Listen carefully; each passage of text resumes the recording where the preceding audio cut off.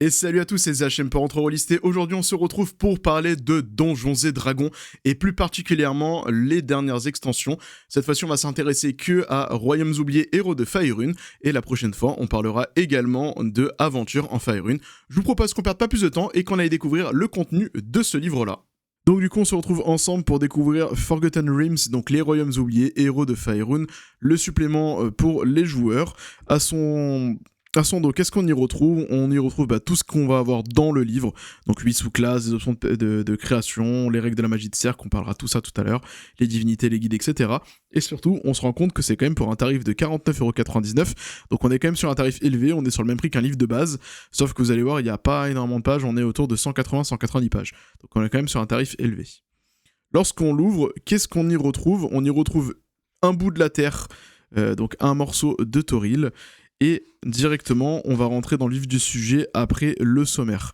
Pourquoi ? Parce qu'on a déjà des magnifiques illustrations, vous allez voir ça tout au long du livre, on va avoir vraiment cette chance d'avoir de magnifiques illustrations. On nous explique qu'est-ce que Faerûn, donc Faerûn regorge de héros qui ont vécu des aventures rocambolesques comme Drizzt Do'Urden, Catti-brie, etc., etc. Donc on va vraiment avoir un supplément, comme son nom l'indique, orienté sur les royaumes oubliés, là où le manuel du maître 2024 était orienté sur Greyhawks, comme ces settings d'aventure. Donc on repart dans les royaumes oubliés. Donc pour ceux qui ne connaissent pas, on va présenter tout ça. On va vous expliquer comment va être construit du coup le livre. On commence tout d'abord par les options de personnages. On a ensuite une présentation des différents royaumes pour permettre à vos joueurs de savoir d'où est-ce qu'ils sont originaires et surtout quelles sont les spécificités de chaque région du monde et du continent de Faerûn. On va y retrouver aussi les dieux de Faerûn qui sont très bien décrits. On va avoir un petit catalogue d'objets et d'objets magiques en tout genre. On va faire un tour par la magie de Faerûn et on terminera avec différentes factions qui nous sont proposées et donc qui interviennent dans le monde de Toril et dans Faerûn. On vous explique ici qu'on peut utiliser des ressources supplémentaires, d'ailleurs certains vont tiquer. Pourquoi ? Parce qu'on va vous dire, tu peux utiliser la tombe de l'annihilation qui est impossible à trouver en version 2014, Waterdeep le vol des dragons qui est impossible à trouver, mais en fait c'est pour vous dire, vous pouvez relier ces aventures-là avec ce supplément-là, on est exactement dans le même univers, donc c'est fait pour. Les ressources supplémentaires, on nous dit qu'on va avoir aussi le deuxième livre qui s'appelle Aventure à Faerûn, qui est pour le maître du jeu, dans lequel on va rentrer en détail dans l'Evo, Valbiz, le Kalimshan, les îles de Selanae et la porte de Baldur. On vous dit aussi qu'il n'y a pas que le jeu de rôle, il n'y a pas que ça dans la vie. On peut aussi s'inspirer des différents romans. Donc là, on va vous réorienter vers la légende de Drizzt. Le jeu vidéo, on va parler de Baldur's Gate 3. Et le cinéma, forcément, on va vous parler du film de Donjons et Dragons, vu qu'on est toujours dans le même univers. Dans ce chapitre 1, nous allons découvrir les nouvelles options de personnalisation de personnages, donc pour vos personnages joueurs. Ils pourront découvrir 8 nouvelles sous-classes, des nouveaux historiques, mais également de nouveaux dons, le tout en lien avec les factions qui seront proposées dans le chapitre 6. Découvrons tout ça en détail. On arrive donc sur les options de personnages. Donc là, on va commencer par vous parler des différentes espèces. Alors, on va pas les modifier. Ce qu'on va vous expliquer, c'est comment est-ce qu'elles sont présentes dans les royaumes oubliés. Comment est-ce qu'on va jouer un Aasimar, à quoi ça correspond un Aasimar dans ce settings-là, à rapport à ce que vous aviez dans Greyhawks, qui est proposé donc dans le manuel des joueurs. Donc on va avoir ça pour chacune des espèces, on va pas rentrer en détail, mais à chaque fois, voilà, on va vous expliquer comment est-ce qu'ils sont ancrés dans l'univers, où est-ce qu'on peut en trouver, et quelles sont leurs origines et leur culture. Une fois qu'on a vu cette partie-là passer, on va arriver du coup sur les sous-classes, qui est une part importante de ce type de supplément-là, vu que si vous les achetez, c'est pour donner des options supplémentaires à vos joueurs, et ici on va avoir le choix avec 8 options supplémentaires. On commence donc avec le Collège de la Lune pour le barde, qui nous vient tout droit des îles Selanae. Il s'inspire des traditions druidiques de cet endroit-là, et il sera le garant et le porte-parole des différents récits de son peuple. Il sera donc un très bon support pour accompagner votre groupe. Le Collège de la Lune donc permettra au barde d'avoir une spécialisation qui va lui donner notamment énormément de mobilité. Pourquoi ? Parce que lorsqu'il va utiliser une inspiration bardique avec son inspiration lunaire, il va pouvoir devenir invisible et se téléporter dans un rayon de 9 mètres. Il pourra également augmenter la quantité de points de vue rangés à une créature par le biais d'un sort en dépensant un dé d'inspiration bardique. De plus, la vitesse de la créature sera augmentée de 3 mètres jusqu'à la fin du tour. Ce n'est pas tout, car il aura accès à des sorts mineurs de druide, pour exploiter le sort Rayon de Lune pour faire de la lumière et il lui sera toujours préparé, et in fine, son inspiration lunaire sera boostée.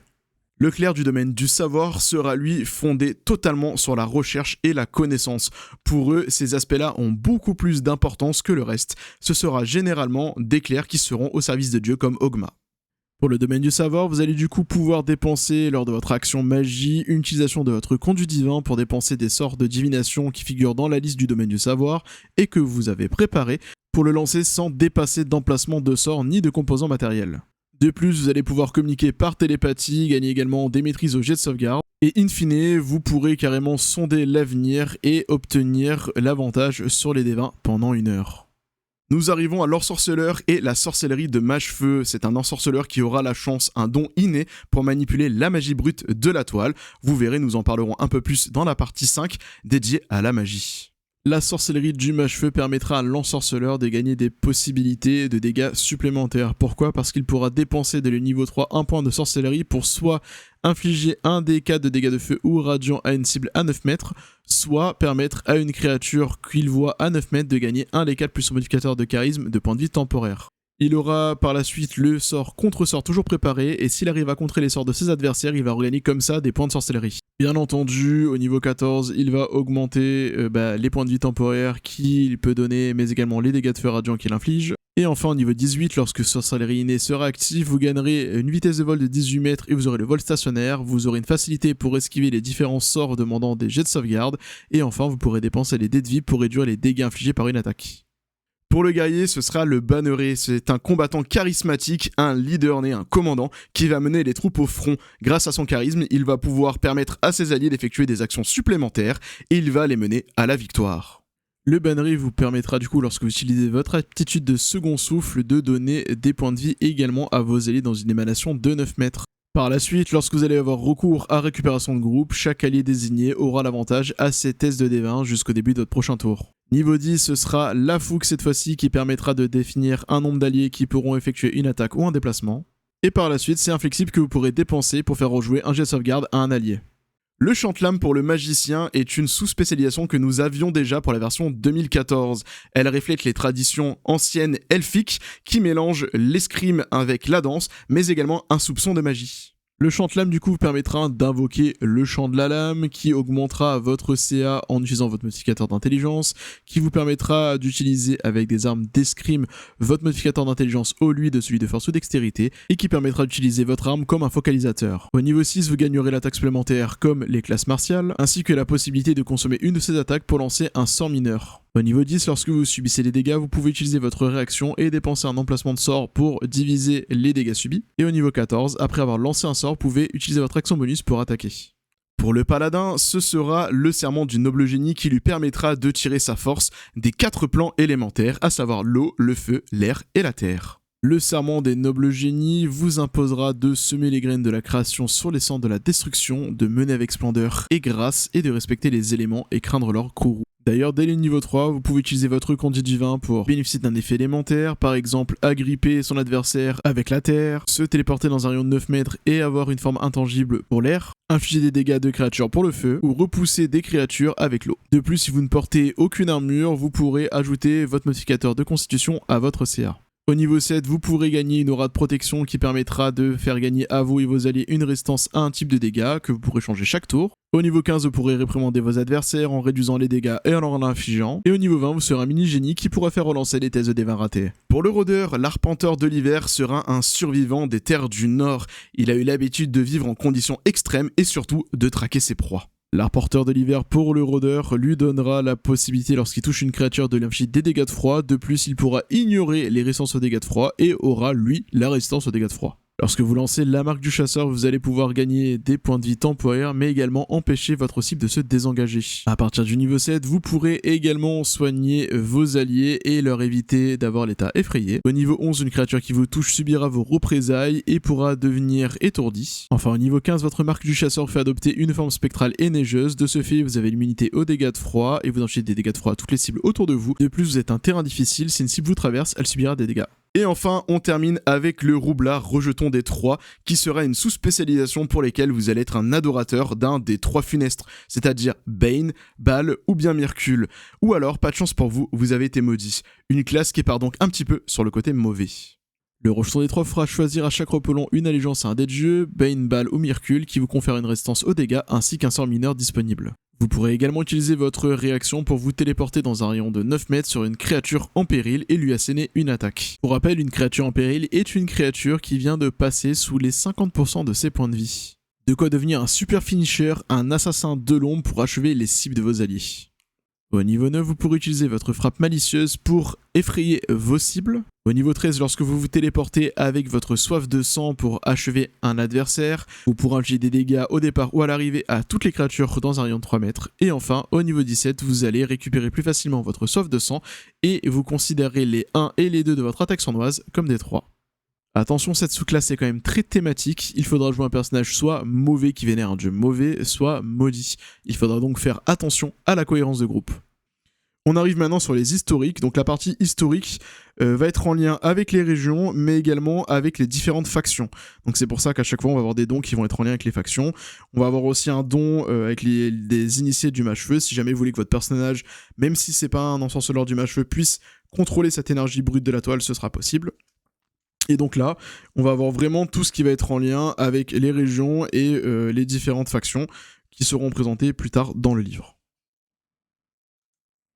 On arrive à la partie dons, on a donc des dons d'origine, des dons de faveur épique qui sont normalement accessibles à partir du niveau 19, si je ne dis pas de bêtises, et pareil, donc il y a beaucoup de choses qui sont en lien avec les factions principalement, et qui sont donc en lien avec les historiques qu'on a vus juste avant.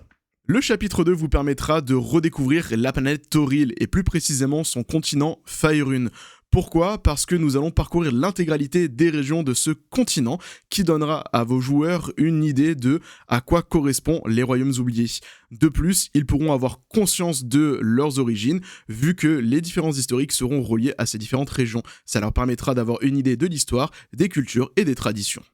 Le chapitre 2, cette fois-ci, va vous proposer de faire un guide des royaumes. Pour ça, on va commencer par quoi ?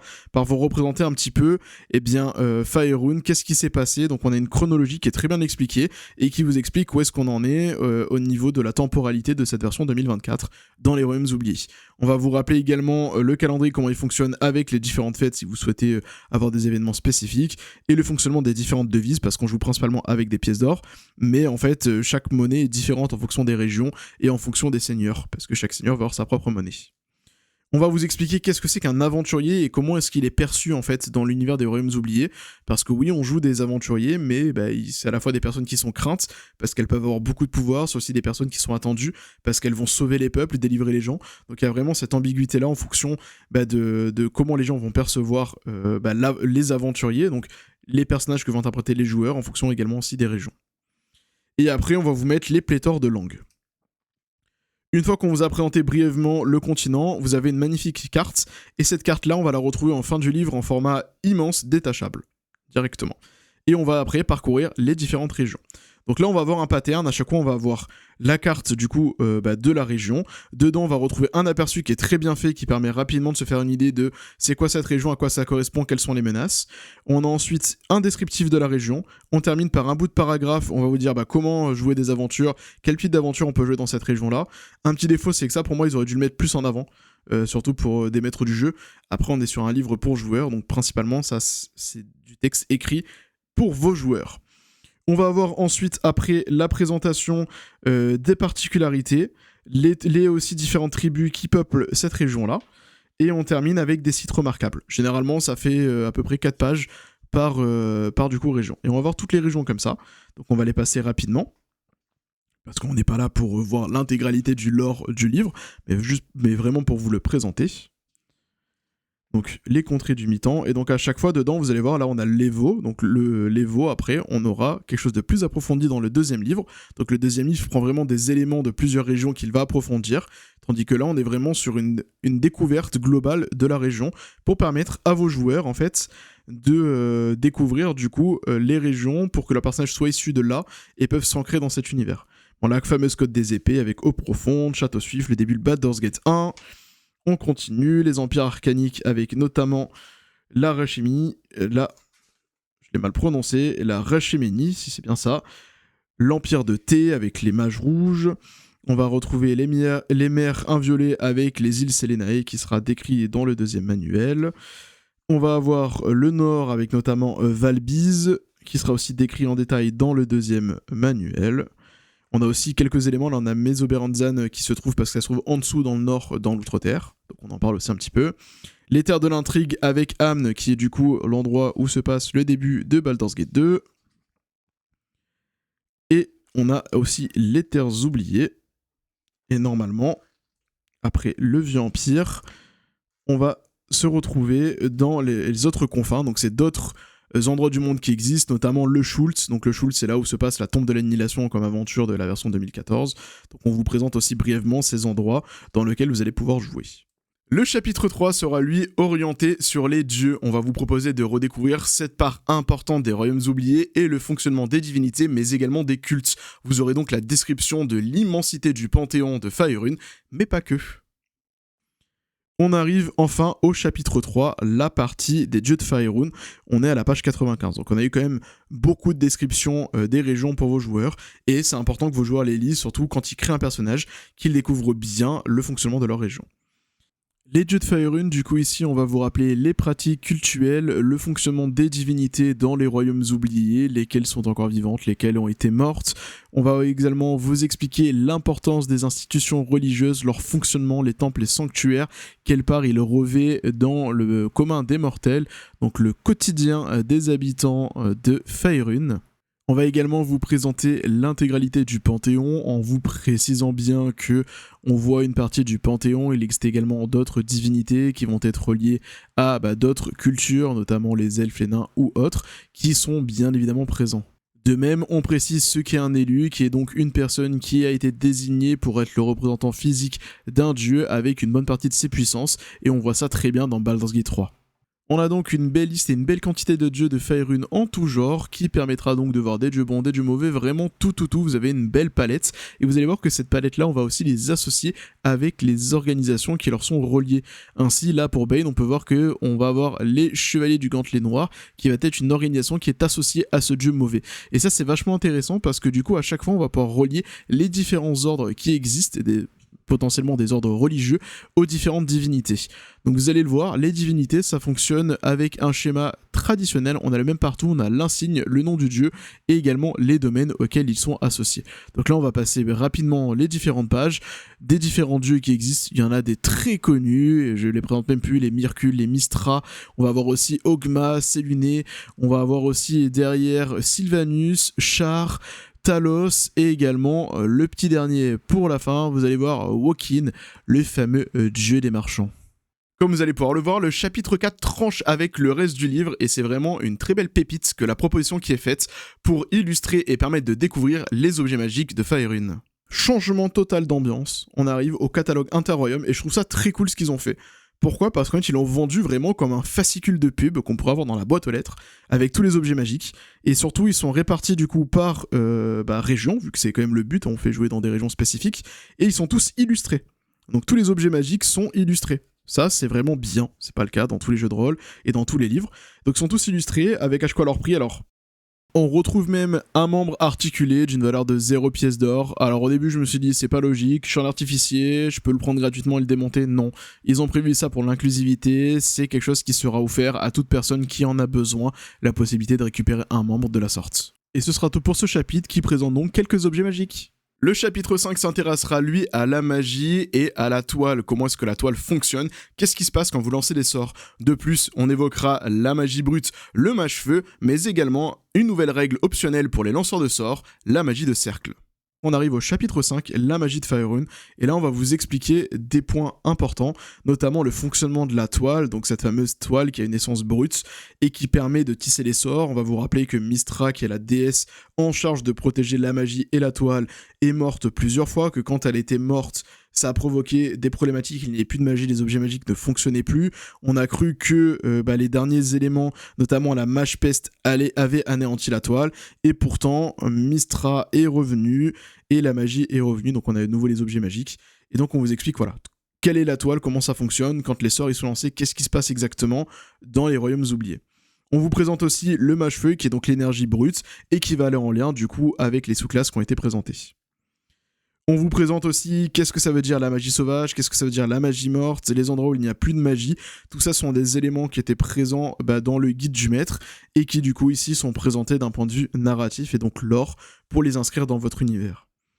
On arrive ensuite à la nouvelle mécanique qui est la magie de cercle. Donc la magie de cercle, c'est quoi ? C'est une magie qui permet à un lanceur de sorts de déclarer un sort de cercle, donc de magie de cercle, et d'autres lanceurs de sorts vont pouvoir s'associer à lui pour augmenter les effets de ce sort. Donc du coup, le sort doit être un sort éligible, pour cela il doit durer une action, à minima une action, et à partir de ce moment-là, vous allez lancer votre sort, les autres lanceurs de sorts à leur tour vont devoir également consacrer leur action à lancer le sort avec vous, et quand tout le monde l'aura fait, le sort sera lancé.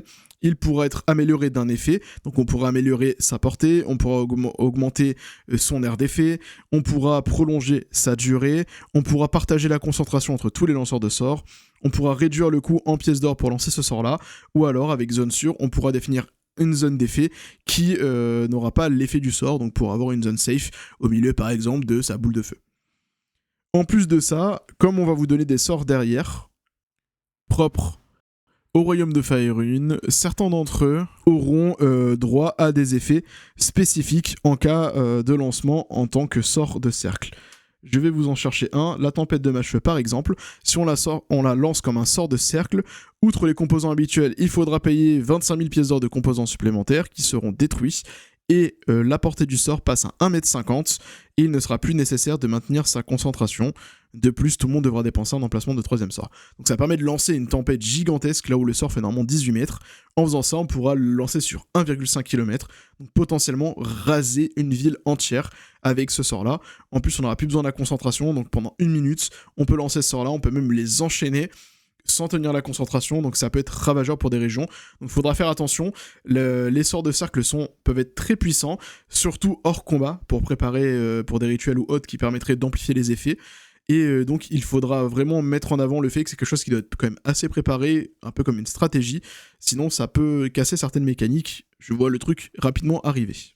Et enfin, on termine le chapitre 6 avec les différentes factions de Faerûn qui vont pouvoir avoir un lien avec vos personnages, mais surtout vos différentes histoires et campagnes. Ainsi, on vous proposera le système de renom associé qui existe déjà dans le manuel du maître, mais également des améliorations pour votre bastion. On arrive donc au dernier chapitre de ce livre-là, les factions du royaume, et donc là on va vous décrire brièvement les différentes factions qu'on va rencontrer, et surtout ce que je trouve très intéressant, c'est ici le petit tableau qui présente les relations. Chaque faction du coup elle a des relations soit amicales, hostiles ou indifférentes, et donc ça va être important parce que comme vos joueurs peuvent prendre des historiques en lien avec les factions, et bien du coup ils vont savoir qui sont leurs amis, qui sont leurs ennemis. Et pourquoi ? Parce que vous allez voir, il y a des factions qui sont gentilles, des factions qui sont plutôt mauvaises.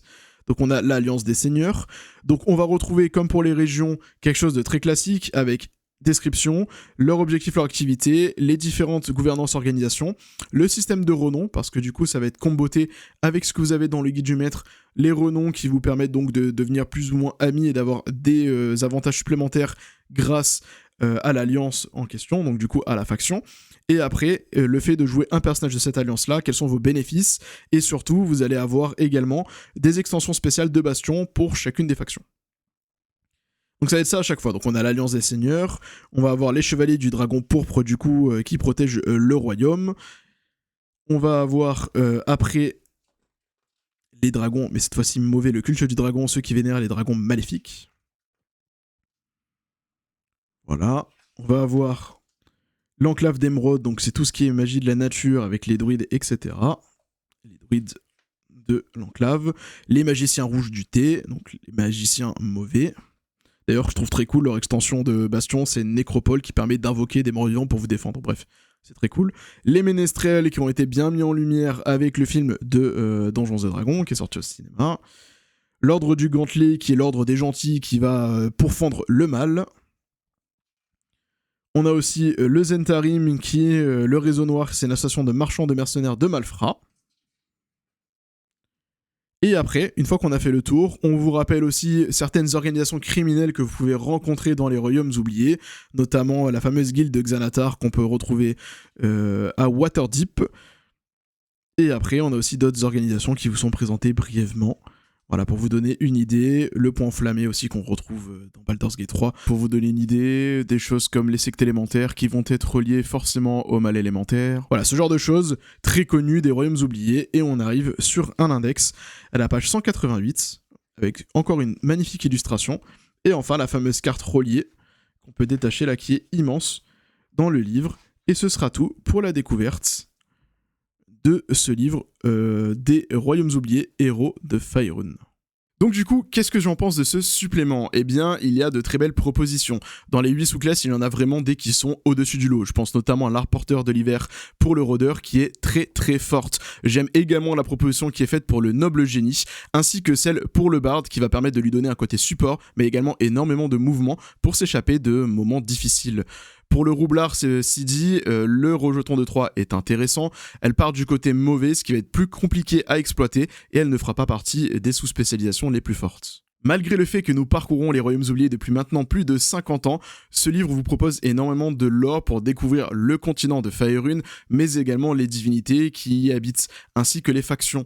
C'est donc un supplément qui pourra être proposé à vos joueurs et qui devra être partagé avec vos joueurs pour leur permettre de bien créer leur personnage et de l'ancrer dans l'univers. Concernant la mécanique de magie de cercle, je vous recommande d'y faire attention. En effet, sa puissance pourrait rendre certaines mécaniques totalement cassées et donc détruire vos campagnes et vos histoires de jeu. Pour cela, je vous recommande donc de bien faire attention, de demander à vos joueurs d'anticiper en avance et de rendre son utilisation bien plus difficile en combat si jamais le plan n'était pas prévu auparavant. Mais du coup, à qui s'adresse ce supplément ? Il va s'adresser à tous ceux qui souhaitent rejouer dans les royaumes oubliés. En effet, le guide du maître 2024 vous propose comme settings Greyhawks. De ce fait, si vous souhaitez revenir à quelque chose de plus traditionnel, les royaumes oubliés comme on a pu les avoir dans les différentes éditions de Donjons et Dragons, c'est les suppléments qu'il vous faudra. Cependant, il faut garder aussi à l'esprit que, hormis cet aspect-là, eh bien, c'est un supplément qui pourrait être dispensable. Je ne dis pas qu'il est mauvais, je dis juste que si vous ne souhaitez pas jouer dans les royaumes oubliés, vous pouvez passer votre chemin, hormis si les 8 sous-classes vous intéressent. De plus, je trouve son prix exorbitant pour le contenu qui est proposé. Alors certes, c'est qualitatif. Lorsque l'on va lire les régions, on a à chaque fois des belles descriptions, on a la carte qui peut être dépliable, on a tout qui est bien expliqué et c'est facile à prendre en main, c'est facile à lire, surtout pour des joueurs avec les résumés en haut des régions pour savoir à peu près de quel côté ils souhaitent être natifs. Mais à lui seul, il ne suffira pas pour bien exploiter les royaumes oubliés. Vous allez donc devoir créer énormément de matière. Il faudra donc prendre son binôme, à savoir Aventure en Faerûn, qui permettra de décrire certains éléments clés de différentes régions. Au final, en prenant les deux livres, l'addition sera encore plus salée car le livre Aventure en Faerûn est lui vendu 59 €. Il faudra en plus prendre en compte l'achat à minima du manuel des joueurs pour avoir les règles car elles ne sont pas expliquées dans Héros de Faerûn. Au final, ce supplément n'est pas mauvais en soi, il ne sera donc pas un achat obligatoire. Il va être uniquement utilisé si vous voulez exploiter les 8 nouvelles sous-classes ou alors si vous souhaitez jouer dans les royaumes oubliés. Et voilà, j'espère que cette vidéo vous aura plu. Si c'est le cas, n'hésitez pas à vous abonner et à liker les vidéos. J'en profite également pour remercier l'ensemble de nos tipeurs qui nous soutiennent chaque mois. Merci à vous. C'est grâce à vous si la chaîne peut vivre de la sorte. Et enfin, on se retrouve très prochainement sur Entre Relis. C'était Zachem. Racontez-vous de belles histoires et amusez-vous bien. Ciao tout le monde.